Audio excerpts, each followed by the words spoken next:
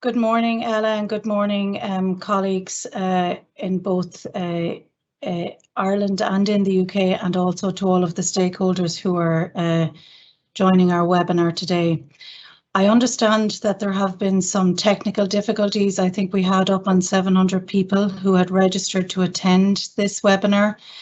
And I know that people are working frantically in the UK to see if that can be, whatever the technical issues can be addressed.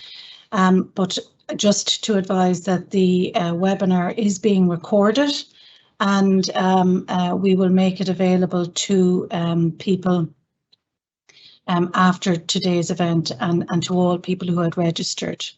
So I'm going to attempt to share my screen, so just bear with me for one moment, please. Thank you.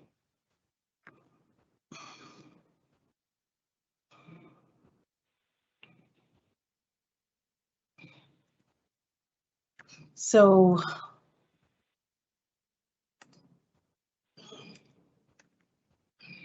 there we go.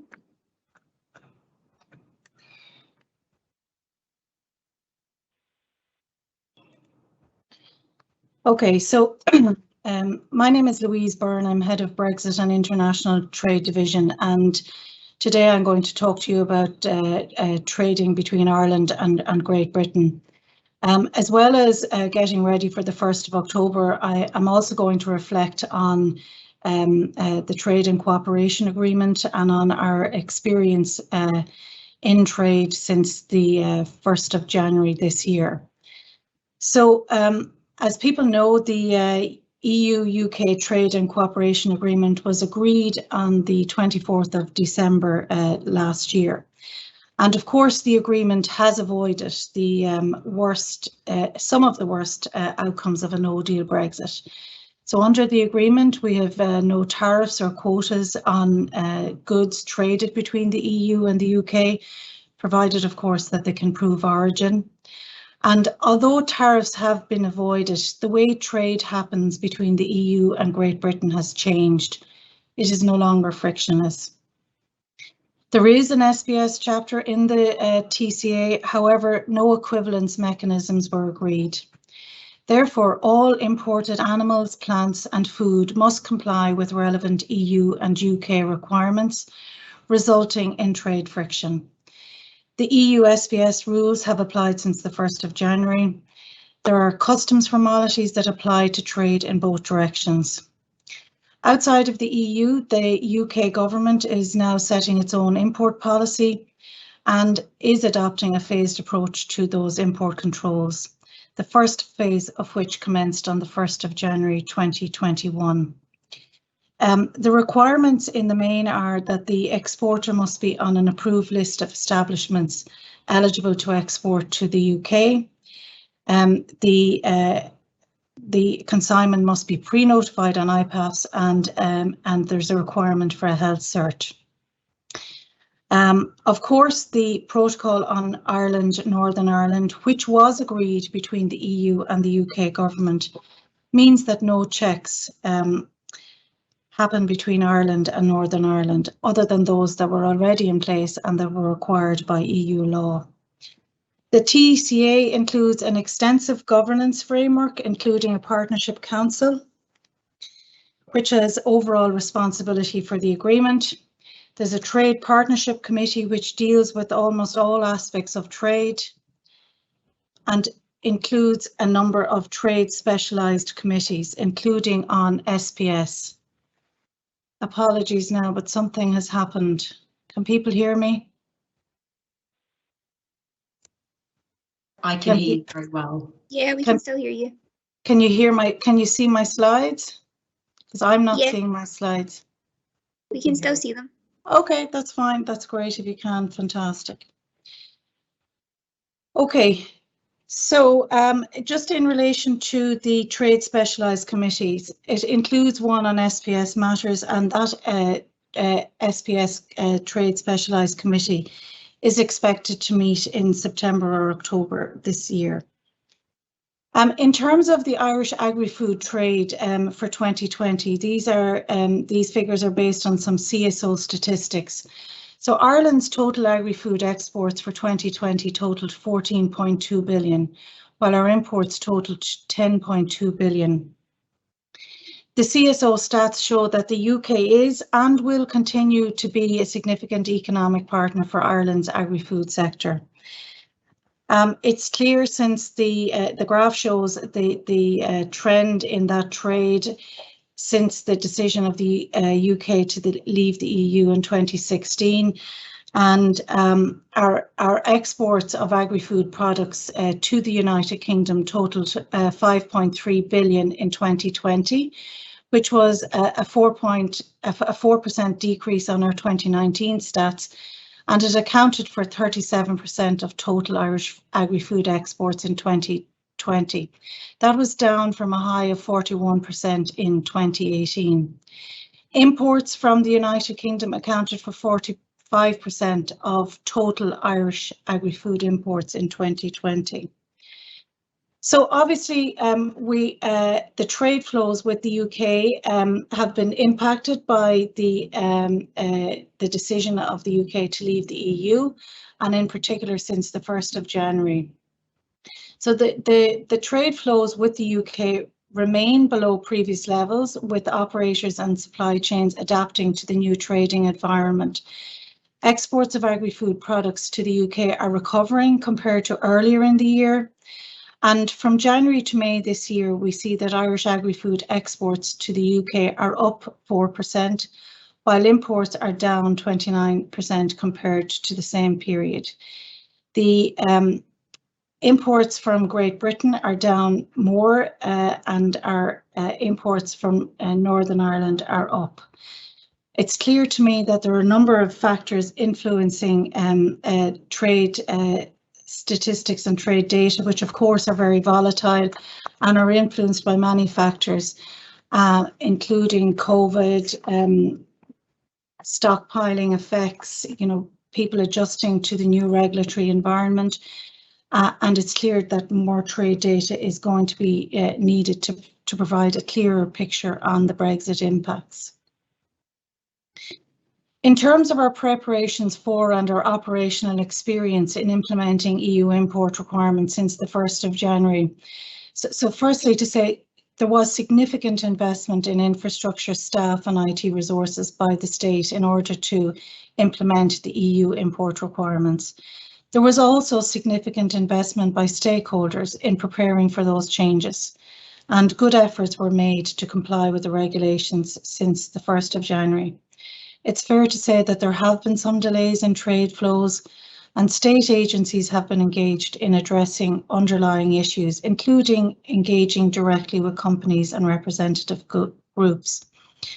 And it's clear to me and to people who do engage that the more you engage with the authorities, the smoother the flow through the ports.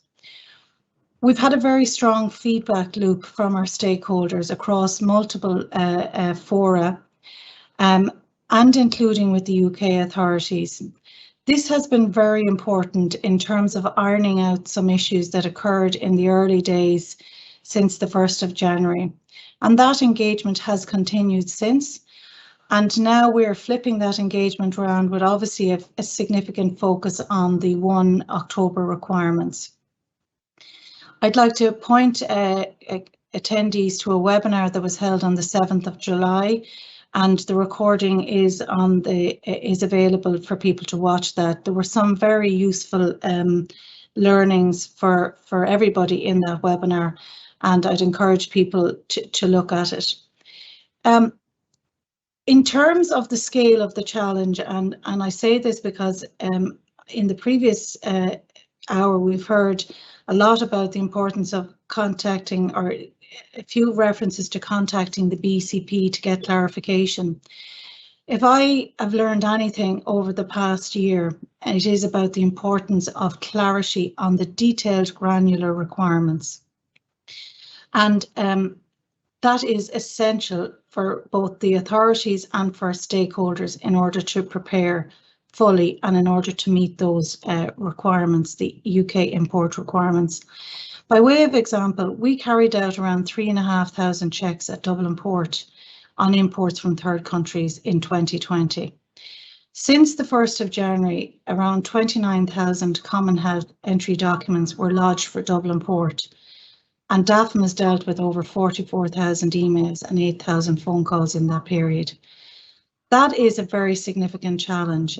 And if you turn that on its head, and if I'm in the UK and I have to be dealing with that level of queries, it really emphasises the importance of having absolute clarity around what the requirements are, including at the granular detail. And I'm going to pick up on that in one moment. In terms of the actual operational experience itself, this is an example of the CHEDs that were processed per week across different commodity types by the Department of Agriculture. This is all of the CHEDs received at ports.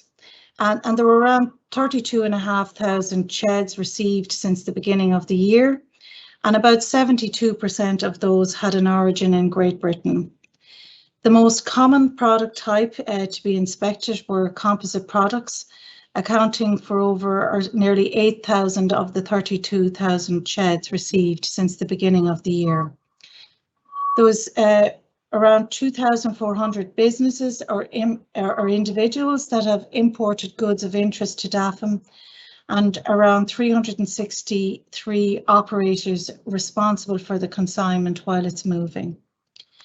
Of those 32,500 CHEDs that were lodged, around 29,000 were lodged for Dublin Port, so clearly that's the busiest port.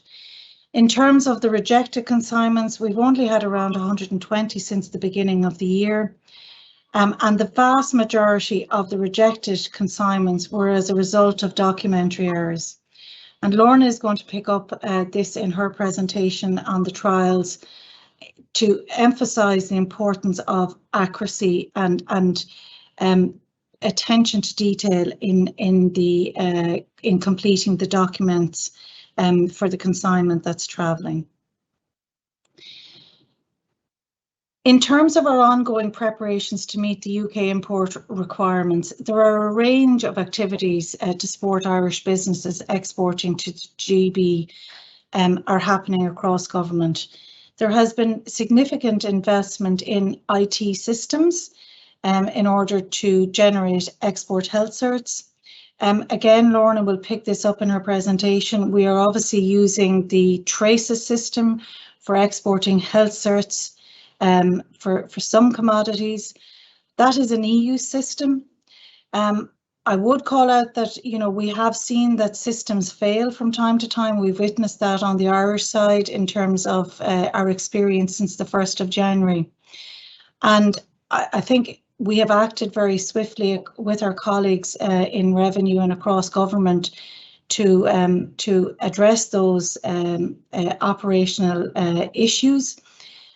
But it is a call out to the EU, the importance that the Traces system is operating, and it's operating well from the 1st of October so that there's no interruption in supply chains. We are obviously deploying the necessary staffing resources to meet the UK requirements, and that includes, you know, how we're going about that is through recruitment, redeployment, and temporary contracted services. We have developed detailed process flows and veterinary procedural notices, and they have been drafted on the basis of the information we know from the UK. And as you would have heard in the last hour, there is still further clarity required on certain aspects. And I call out a few areas: the advance notification period, and again, clarity around who can register for IPAFs. So we have been discussing this with our colleagues in the UK, but I think what we'll have to do is we'll have to agree a joint communication and clear messages around what that means. We have done that in reverse in terms of the requirements under the Animal Health Law that came into effect from the 21st of April this year, where we had very good technical engagement between officials in the Irish BCPs and officials in DEFRA. And we clarified what the requirements were. and we agreed on joint communications. And it's very clear in my mind that even now on the 23rd of July that we need to do that around IPAFs and who can register, who's the operator responsible, and also requirements around the advance notification period for products of animal origin, and also around certification issues in relation to truck and container numbers. We're going to have to agree a joint set of comms on those matters so that there can be absolute clarity for businesses so that they can prepare and that we as the competent authority doing the certification can also prepare. We have been involved in extensive trialling, both internal trials and also end-to-end trials. And again, Lorna is going to go in to the details on that. We have also engaged significantly and invested significantly in training for food business operators and for competent authority staff. There are a number of competent authorities who are providing the certification, and in some cases in the vast majority of cases, veterinary certification is required. So for instance, the HSE supervised some Irish businesses that are exporting composite products and other products of animal origin to the UK or to Great Britain. They don't have veterinary resources, so we will be taking over those businesses and providing the export certification for those staff. The local authority veterinary services are involved in the certification of fish and fish products, and also the local authority veterinary service is involved in the certification of meat and meat products from local authority supervised premises. And I would say to food business operators who are listening, you need to engage in that training, because if you fail to prepare, you can prepare to fail. And it's amazing to me how we did an exercise within my division recently. We cross-checked the numbers of registered food businesses, the vast majority of which have attended the training that we have put on and provided. And it amazed me that there was a small number that hadn't attended any training. So that's a real call out to businesses: attend the training.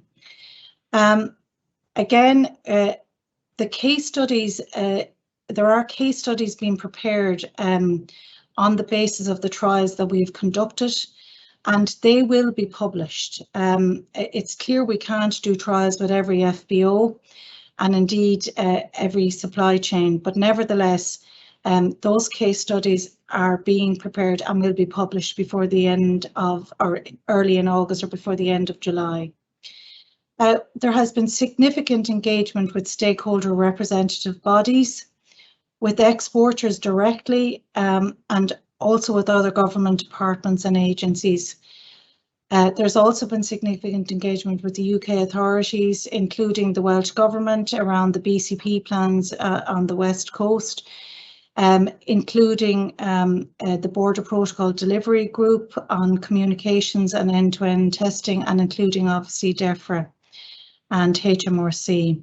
We've also been engaging with other member states and with the EU, and that engagement has intensified and is ongoing and will continue throughout the next 6 to 12 months. In relation to the land bridge, and obviously the UK land bridge is a very important route to market, in particular for Irish agri-food goods and for short shelf life products. So from the 1st of October 2021, the UK will also introduce requirements on a range of agri-food products transiting the land bridge, including a requirement to have a transit health cert. An original hard copy of the transit health cert must accompany the load, and there must be pre-notification on IPAFs. There's no doubt about it, these requirements will add complexity to land bridge movements.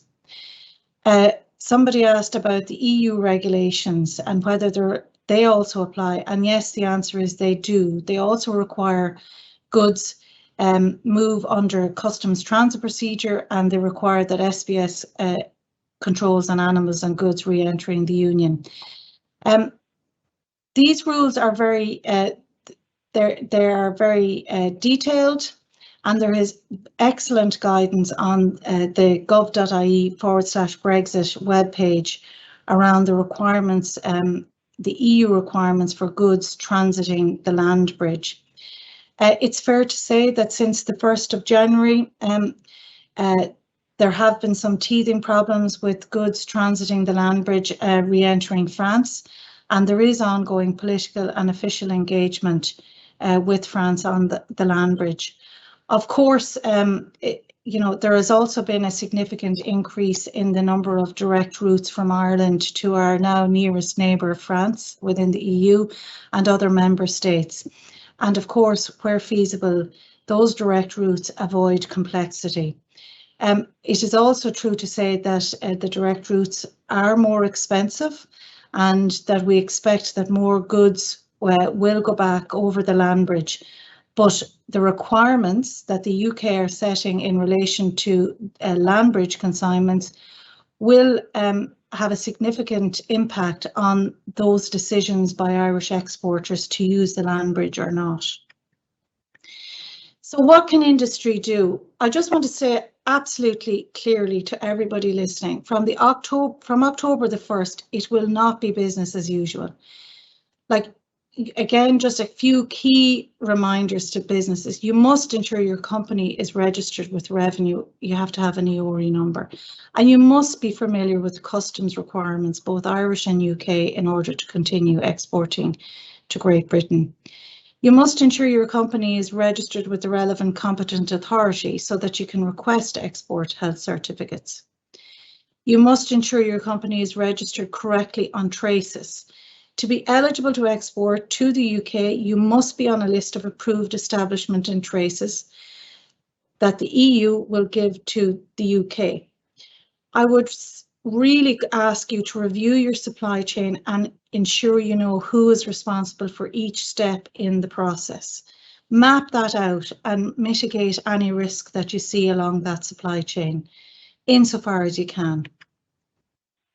You need to familiarise yourself with the customs and SPS requirements for exporting goods to Great Britain. If necessary, you're going to have to restructure your business processes to apply for export health certs during normal working hours.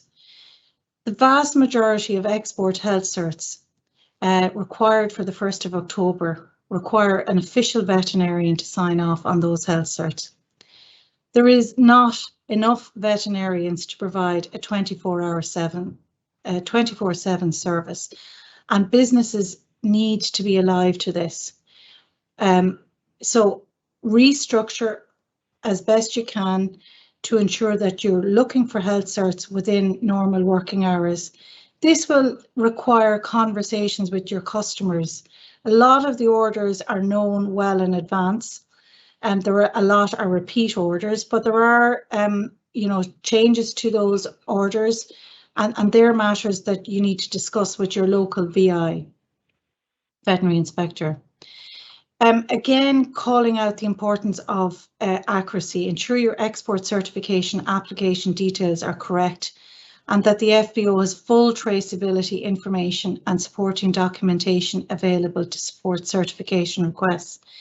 You need to identify competent people in your organisation who can do this work. Minimise the number of consignments needing certification by distributing from within Great Britain where possible. And lastly, engage fully with your competent authority and attend the training webinars. There are a range of government supports and resources that are available on gov.ie.